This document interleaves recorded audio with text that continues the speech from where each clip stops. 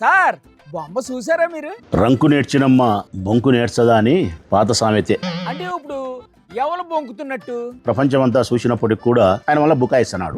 అయినా అందులో తప్పేటి ఉంది అని అంటున్నారు ఆయన. ఏముంది పని, ఎన్నిసార్లు చూసినా నాకేం కనపడలే అంటున్నాడు. అవును సార్, అందులో ఏమీ కనిపించడం లేదంటే ఆయన. ఏం కనపడాలా స్వామి? ఏదో ఒకటి కనిపించాలి కదా.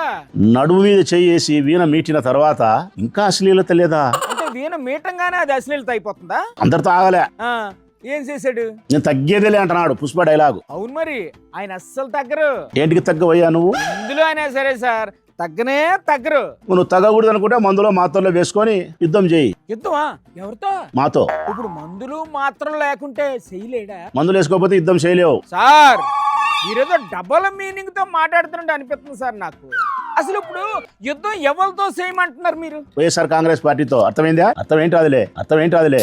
ఇంకోదిలేండి సార్, పాపం ఆయన ఎవరో మూర్తిలో గీర్తినో ఏమన్నాడు ఆయన? చాలా యాది పెట్టుకుంటారు డిఆర్ నాయుడునంట. అవును సార్, చాలా కాలం యాద ఉంటది అన్నారు.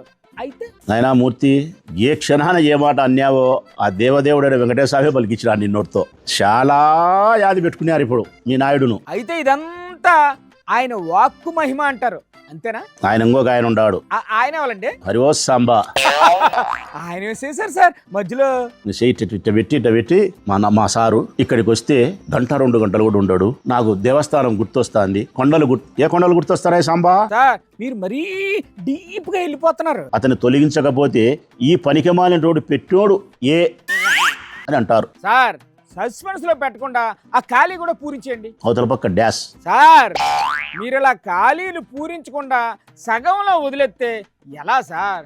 సర్లేండి, గూగుల్లో చూసి మేమే పూరించుకుంటామండి.